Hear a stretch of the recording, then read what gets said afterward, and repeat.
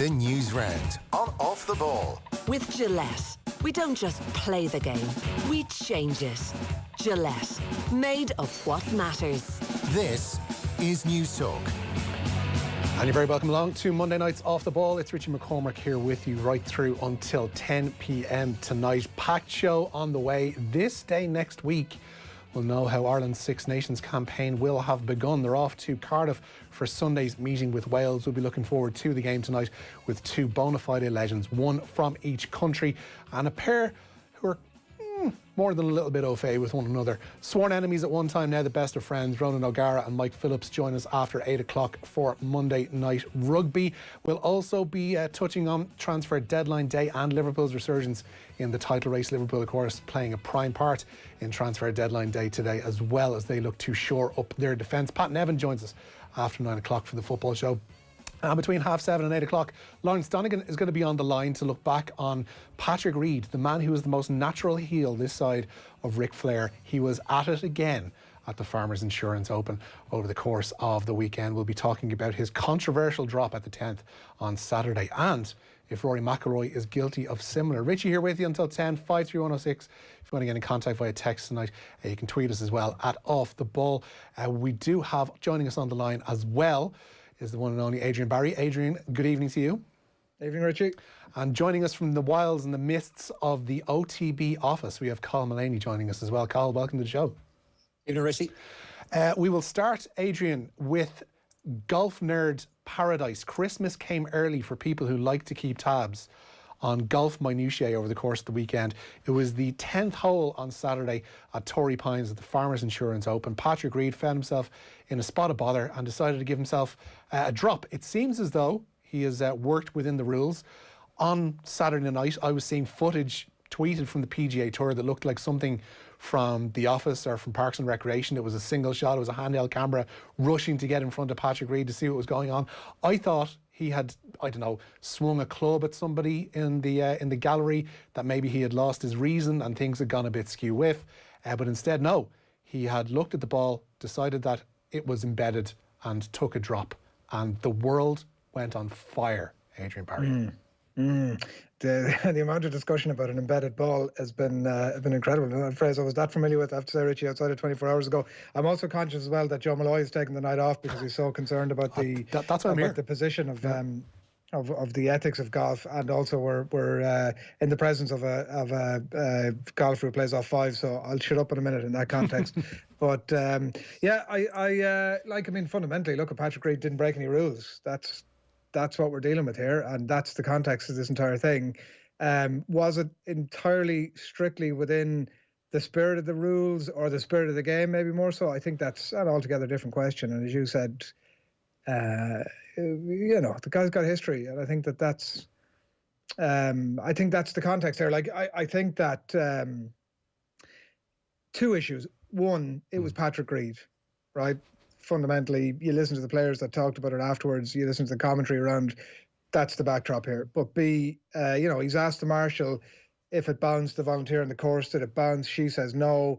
In double quick time, he's down there with his, meddling around in the grass to see exactly what's going on. He gets it up, he gets it out of there before anyone has the chance to counter it. He's telling his players, listen, I'm going to call the officials in. He calls them in. Like, he could have done what Rory did, done the exact same thing without calling any official in at all. Of course, he could have also stalled the ball and said, I'm not sure about this. I'm going to wait. Let's get the official in. There wouldn't have been anything to stop him to do that at all. And I think that, listening to the players about it afterwards, look, the game has come out in his support. The officials were out. John Much, is that his name? The chief PGA Tour official was out in CBS saying, listen, the guys did absolutely nothing wrong here at all. But there was one, I'm sure you've seen some of the players comment on this afterwards, and there was one that I wanted to bring to people's attention tonight. I've seen it the last little while from a name that he's the world number 50 golfer. But I don't mind admitting, Richie, was not a name that I was familiar with at all before I heard it. Lanto Griffin. What a great, he sounds like a Star Wars character. Number 50 in the world, tied 7th at the tournament over the weekend. But he came out and he said, listen, 99% of golfers would have gone the other way. They wouldn't have taken the drop. He said it's sad and it kind of pisses us off. And I think that's the way that's the difficulty what you're dealing with Patrick Reid. Cathal, Adrian alluded to it there. You, and I don't want to you to hide away your modesty on this one, you play off 5, I believe. So you'd be more in a position than anybody else in this office, I think, to comment on what Patrick Reid did. Give us a sense of actually what he did and how off it will be in terms of his behaviour.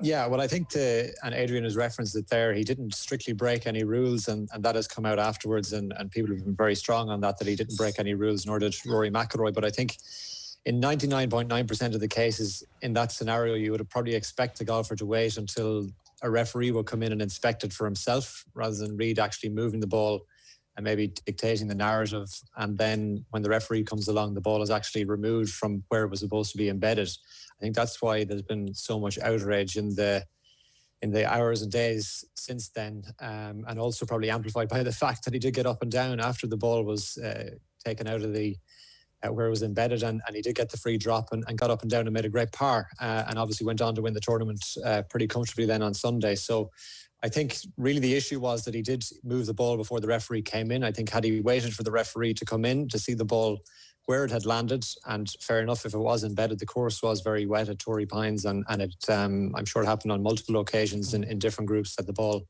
did embed in the ground. And if the referee came in and saw that for himself and gave him the free drop, I don't think there'd be any issue. Cathal, for instance, you're in a 4-ball in Enniscrone on a Saturday morning, and obviously you don't have the benefit of officials and match referees and all that kind of stuff. Somebody pulls that stunt in your group, what's the reaction among the other 3? Yeah, I think what you do, if you're in your normal 4-ball on a Saturday morning, you probably get your playing partners to come over and have a look at it before you touch the golf ball and take it out of the position that it's in. I think Patrick Reid probably took that on himself. And, subsequently he's been proven that he was right to do that. The officials were happy enough with his conduct there, and he did go about the book. But I think Adrian mentioned a word there, ethical, probably in the spirit of the game. You probably would expect players just to wait until the referee comes in, to leave it as it lies. That's probably the underlying rule in golf, regardless of the vagaries of various rules, is play it as it lies and leave it as it lies. And if the referee has to come in and inspect, let him do so. We've been running a poll on social media over the course of the last couple of hours, up on Instagram in particular. We've asked, is Patrick Reid bad for golf? I think we can get the old results of that one up. Is Patrick Reid bad for golf is the question we've been asking. And I believe that the vast majority of people have come out in favour. I think it's in the 70 percentile are saying that Patrick Reid is in fact bad for golf. Now, Adrian, I can't get over, surely this guy, even if he isn't acting within the spirit of the law, if he's not indeed breaking any laws of the game, surely the fact that there's this character, there's this hateable figure, there's this guy who's at the top of the leaderboard, who's actually a bit handy, but he's rogue and no one likes him and people want to see him beat. That's the core of any great sporting rivalry, is not only that we want to see one person succeed, but we also want to see the other side of the ball fail and doomed to failure. And surely, in a way, that's good for golf, no? He's brilliant for golf. We would not be talking about the Farmers Insurance if only for this. Absolutely. I mean, if Malloy was there, fair enough. We get a decent half an hour of it, yeah. There's no chance, Richie. You wouldn't be having Lawrence Donegan on tonight to have the chat about it. Look, is that by design from the great game of golf? No. How many players in sport generally, and I would say golf is top of the pile, where you get some players coming out bagging on another one in the way that Lanto Griffin has done there, and Tony Finau, and there was one other in the Xander. Xander Schauffele in the clip that I watched as well. They're not really, it's not veiled criticism or dislike of this guy. Even when the official comes over, it's all very leading, right? I'm feeling this lip. Can you feel the lip? Oh, sure, I feel the lip. And I think that it's difficult because that official, in my view, once he comes over and we've all watched the clip way too many times than is healthy for us, right? Let's all just admit that now off the bat. But he's been asked a very different question than he is if he comes over and the ball is still in its position. Suddenly that golf official, the rules official that comes over, has not been asked about whether there's a slight dip in the ground, by the way, because I think anybody who's ever struck a golf ball knows that there's no, it wouldn't be an incredible coincidence that there's a lip in the ground where the ball has landed. There was questions asked, was it created by a ball, or maybe similar to what a thumb might create, for example. So there's loads of questions around that. But the official has not been asked to rule on the ball. He's been asked, really, in his mind, he's like, if I go against this is an absolute storm and I'm in the middle of it, and suddenly there's a bit of clarity maybe about which way he goes. We've had a text in on a similar vein. Phil says, Patrick Reid is a marked man. He knows his every move is being watched, so why wouldn't he save himself any possible hassle and ask for a rules decision? Seems like a complete lack of self-awareness, and not from the first time. This is where I'd deviate from that. I'd say that Patrick Reid is 100% self-aware, and I think he almost thrives on the image that's out there of him now, Cathal, that he can push the rules. He can be that guy who goes to the very edge of legal and, you know, faces a lot of questioning of what's happened at the 10th on Saturday, and still manages to go out on the Sunday and hold on and beat Victor Hovland and win a pretty big tournament of the Sunday. He has the mental capacity and the mental strength to just brush this aside, and I think he's pretty much self-aware. Yeah, you'd have to say that he's hugely impressive, and the way he played on Sunday was brilliant. I suppose the back nine on Saturday, after the immediate incident happened, he actually struggled pretty badly on the back nine on Saturday. But he has built this reputation, and I think his record on the tour stands up to scrutiny. Obviously, that brilliant Masters win a couple of years ago, and you know, you asked the question, is he good for the game? He probably is good for the game in a strange sort of a way, insofar as Adrian says that we are talking about it when otherwise we probably wouldn't be. And you know, for the Ryder Cup, we saw him against Rory McIlroy a couple of years ago as well, so that's an interesting one. But I think it's probably fair to say he's not the most popular player in either the European or the American team rooms at the Ryder Cup. But yeah, I think you're right. I think he was very impressive on Sunday. To brush that aside, given the hullabaloo that was on social media and indeed in the world of golf generally, hugely impressive performance. Denny has been on tweeting on 53106 saying, lads, golf is bad for golf. I want to move on from this, Adrian, but I'm just curious, like this kind of minutiae rule stuff is, I would imagine, and other people can get involved in this as well, off-putting to a degree to people who aren't necessarily born and bred golfers. I think it brings them in, to be honest with you. Like, again, I think, again, if you look at the amount of people who... it's great for the game. Do you know, would the PGA Tour wish it? Absolutely not. Rules officials? Absolutely not. Players? Probably not. But I think for the rest of us, it's fantastic titillation. Like, I also think, by the way, like VAR, right? That's what we're... Bring in VAR. If there was ever a case for more VAR, if Joe Punter can tweet in, right, and say, hey, listen, I spotted something there in the 10th that nobody else saw, and like bring it to the attention of the PGA Tour, why couldn't they just go to the TV compound and go, hey, 30 seconds, like you've already seen it, tell us what happened? Yeah. You don't even need, like, I'm watching shot by shot on where the shots lie virtually when I'm sitting at home doing the news updates, and it's pretty easy to keep track of these things. And Adrian, while I have you, you've been getting ratioed on Twitter like you're Stephen Donnelly. You tweeted at half-time yesterday between the match of West Ham and Liverpool. 3-1 victory it was in the end for Jurgen Klopp's side. At half-time, though, it was scoreless. Liverpool had only got one shot on target, as had West Ham, to be fair. And Adrian Barry tweeted, I see the old swagger is back. 24 hours or 45 minutes later, we're talking about Liverpool being back in the title race. Do you feel chagrined and chided by your halftime hubris yesterday? I suppose I should do, should I? Is that the official? You don't have to. What I should say here. Like, I feel a bit like I'm defending a fairly losing battle, but sure, look at we're here now. I kind of felt that, like, the point stood at halftime. I was acutely aware that, like, I could look like an awful mug, but like that's sport for you, Richie. You could look like a mug pretty soon after that. The point I was making was, by the way, like, obviously the screen grab that I sent out had shown that Liverpool had one shot on target in the first half, and like, I suppose also the point I was making, he says, and he's explaining here, and that probably means he's losing. You're losing. Was that you know, there was a lot of chat about the old swagger being back, that phrase, particularly after the Spurs game, and I really felt that was a poor case for it there. I would say that, like, if you look over the last two games, like, funnily enough, the strongest case for the old swagger being back was the second half yesterday. You know, I think the first half you could probably file away under a bit of Spursy as well, but so we'll see. Like, the signs are there. I think if you're a Liverpool fan, I did make this point on the last Friday's AM as well, that I think if you're a Liverpool fan, like, you've every reason to start feeling positive about things. And in the same way that a couple of games that start to go against you becomes a bit of a blip, a couple of games that are going with you, you might as well enjoy them.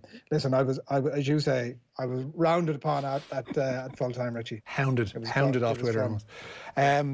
Liverpool, we'll be talking about them in more depth a little bit later on with Pat Nevin on the football show. As we mentioned, Patrick Reid will be discussing with Lawrence Donegan after 7:30. As I say, between 8 and 9, Ronan O'Gara and Mike Phillips are going to join us to look ahead to Wales versus Ireland in the Six Nations, and indeed their own storied history together in the game of rugby. But the news round on Off the Ball on News Talk is with thanks to Gillette. We don't just play the game, we change it. Gillette, made of what matters.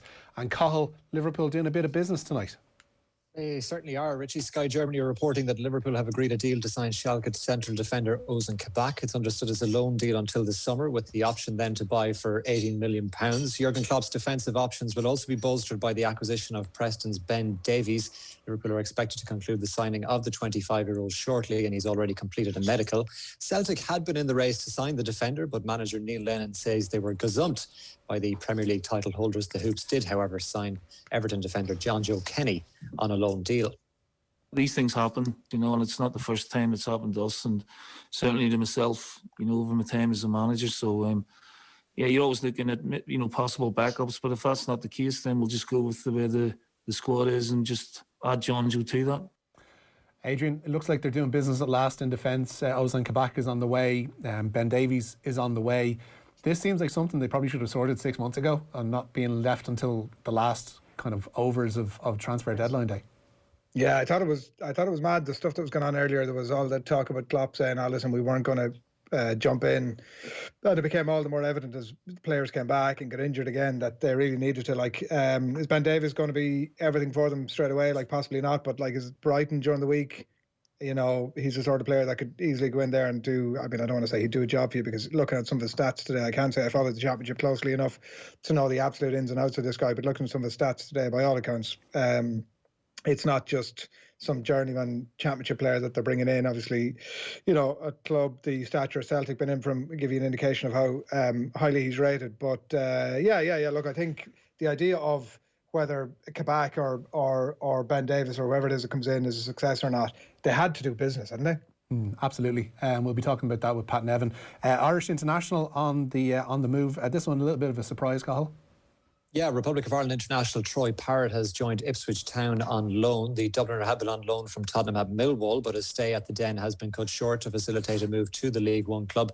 Ipswich currently lie in 11th place in the third tier. Parrott has made a total of 14 appearances for Millwall, with 11 of those coming in the Championship. He didn't register a goal during his time there, though his spell was hindered by an ankle injury. Elsewhere, Shane Long has been linked with a loan move to Bournemouth, which would see Josh King move in the other direction to Southampton. Bournemouth manager Jason Tyndall isn't convinced striker King will be still with the club tomorrow. A disappointing deadline day has seen the Championship club's bid for Newcastle's Matt Ritchie rejected. Tyndall says he can't be sure that'll be the last of the bad news for Bournemouth fans. Everyone knows Josh King ain't going to be playing for Bournemouth next season. There will be clubs that will be interested in taking Josh, but a lot of criteria has got to be met. And I imagine we're only find that out at 11 once the window closes, whether things have moved on or Josh is still here at Bournemouth. Adrian, Irish players on the move. That Troy Parrott move, first of all, seems things didn't work out for him. He was an unused substitute in Millwall's last 3 games. Gary Rowett left him a glowing recommendation heading out the door at the Den today, saying he'd been taking part in extra training. He'd been trying to get things to work for himself there at Millwall, and sometimes things just don't land, so he's had to drop down a division. So hopefully more game time for the lad. Yeah, God, how long? It doesn't feel that long ago that we were all saying, we were all giving out about Jose. He might have been right. Get him into the Spurs team, get him some top-class football when Kane was out injured. I don't know, we'd all maybe got a little bit sort of drunk the Kool-Aid a little bit too much. But we sort of grasp onto whatever we can. But yeah, you would like to see, maybe you hope it's just got almost like a Shane Duffy type thing, where it just became like he's better than that, and it became more about his confidence after a while rather than his talent. And you hope to see him back up again. Yeah, it's a strange one. When Luke McNally moved over to Oxford there last week, and Carl Robinson was talking about his playing man's football, essentially playing for Pats and playing, senior level football. I think that's what guys these ages definitely need. We'll get back to the news round in a moment, but every night this week we're giving away a 6-month Now TV Sky Sports Pass as part of our Super Bowl build-up. At the end of the week we'll have our Snap Super Bowl preview special. That's at midday on Friday on our social channels. But to be with the chance of winning that 6-month Sky Sports Pass tonight, just identify our NFL mystery voice, who says he's honoured to be tonight's mystery voice. I'm excited to be here. He really is. I'm excited to be here. If you think you know who that is, text your name and your answer to 53106 for 30 cents and we'll contact you after the show. It's all with thanks to Now TV. Catch all the Super Bowl preview shows and the game itself this weekend with a Now TV Sky Sports Pass. I want to move on to this one as well, Cathal. Shamrock Rovers they've gotten essentially who they're going to be starting the season against. They certainly have. They will begin the defence of their SSE Electricity League Premier Division title against St Patrick's Athletic. The other opening day fixtures on the 19th of March. We'll see Dundalk, the cup holders, of course, go to Sligo Rovers, and Finn Harps will host Bohemians. Promoted sides Longford Town and Drogheda United both have home matches on the opening day. They'll play Derry City and Waterford respectively. The schedule for the First Division and the Women's National League will be released next week. Already today, clubs have been meeting with the FAI with regard to getting the season back underway. Dan McDonnell in the Irish Independent reports that a €3.6 million package was put to clubs. It'd see the Premier Division clubs receive a flat rate of $215,000, which would also include additional variable amounts depending on turnover.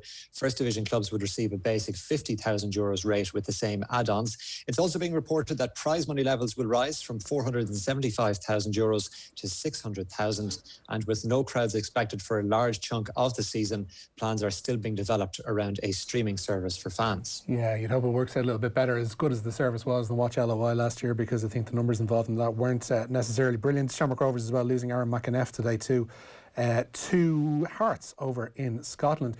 We're looking ahead to the League of Ireland. We're also hearing that the GAA Championship draws have been delayed a little bit, Cathal. They've been postponed. They were scheduled to take place next week, but now it's understood that the GAA does not want to decide the pairings for the provincial competitions given the uncertainty surrounding the return to training and the general health situation at the moment. Of course, the Allianz Leagues were due to begin at the end of February, but they're likely to be pushed back due to the continued restrictions. Adrian, this is a case of just getting it right and making sure things are done well. I think David Parrott, the tip manager, came out with that today. They just wants to see things done properly rather than rushing to any snap decisions about when and where stuff should begin or not.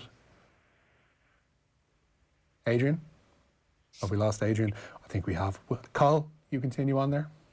Yes, indeed. In rugby, the Ulster trio Nick Timoney, David O'Connor and Greg Jones have all committed their immediate futures to the province. O'Connor and Jones have signed deals to keep them at the club until 2022, while flanker Timoney has committed to the province until 2023. Now, we've already spoken about Patrick Reid, but the Farmers Insurance champion says the controversy over his free drop did not affect him ahead of the final round. The American shot a final round of 68 to clinch victory by 5 shots at Torrey Pines. However, he was embroiled in controversy over a drop he took on the 10th during his third round. The eventual winner moved his ball, which he believed to be embedded, before calling in a rules official. He was granted a free drop and subsequently made par. However, speaking to reporters following his win last night, he said that the controversy did not affect him ahead of the final round. After everything you went through the last 24 hours with the ruling yesterday, and obviously there was a lot of noise, did that affect you at all, and what were your emotions going into this round? No, not at all. Like I said yesterday with the rules official, they said that they showed upstairs and everything with me yesterday, that the protocols I went through and everything that transpired was what we was the right thing. And so from that point on, once it was handled, we just moved on and kind of went out there today and really just got on the game face, went out there and just tried to continue building the golf swing, continue feeling comfortable with hitting certain kinds of shots, and going to see how the swing was going to hold up under a and not only being a final round, but also being in the final group and having a chance to win, because it's very easy to, when you're making changes, to make quality golf swings on the driving range. It's one thing to put it into play at a tournament, in a final round at a demanding golf course like this, and it definitely allowed me to feel very comfortable and confident with how the game is and what's coming forward. There you go. That is Patrick Reid. Cathal, thank you so much for the news round tonight. Adrian Barry as well, and your staunch defence of Patrick Reid and the fact that he is not, as Patter suggested on Twitter, a cancer for the game. Pat says as well, sure, it's the Wild West in the US. Rules on golf courses mean nothing in the States, the mulligans and all sorts. And perhaps crucially, would Henry have admitted handball? I think it's time we delve into the Henry handball in further depth. We'll do that possibly after 7:30. Or instead, we'll talk to Lawrence Donegan. Thanks so much, lads.